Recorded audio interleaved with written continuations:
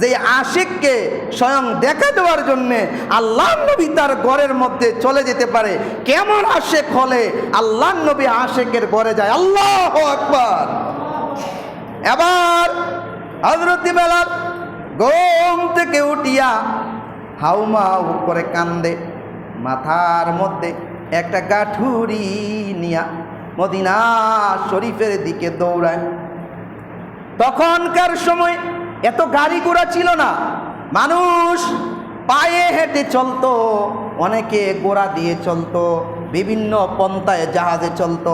বেলাল সিরিয়ার দামেস্ক থেকে পায়ে হেঁটে মাদিনাতুল মুনাওয়ারায় আসতে শুরু করলেন।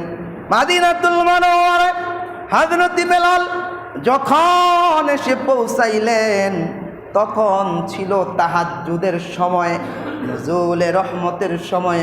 হযরত বেলাল মদিনাতুল মুনাওয়ারায় আল্লাহর নবীর রওজা শরীফে এসে পৌঁছলেন।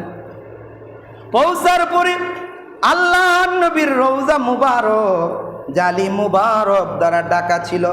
জালি মুবারকের উপরে মাথাটারে ঠেকায়া হযরত বেলাল কান্দে আর কয়, ওগো নবীজি, আমি বেলালকে আসার জন্য বলেছিলেন, ইয়া রাসূলুল্লাহ,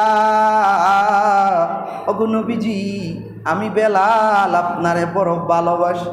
ওগো নবীজি, আমি বেলাল আপনি যতদিন ছিলেন আপনারে ছাড়া কখনো আমি বেলাল ছিলাম না গো নবীজি। ওগো নবীজি, আপনি চলে যাওয়ার বেদনাটা আমি বেলাল সহ্য করতে পারি নাই, আমি বেলাল বরদাস্ত করতে পারি নাই গো নবীজি। নবীজি, যার কারণে কলিজার মধ্যে যন্ত্রণা নিয়া মাদিনাতুল মুনাওয়ারা ছাড়ছিলাম গো নবীজি। ইয়া রাসূলুল্লাহ, আমি আপনারে বড় ভালোবাসি, আমি আপনারে বড় মহব্বত করি গো নবীজি।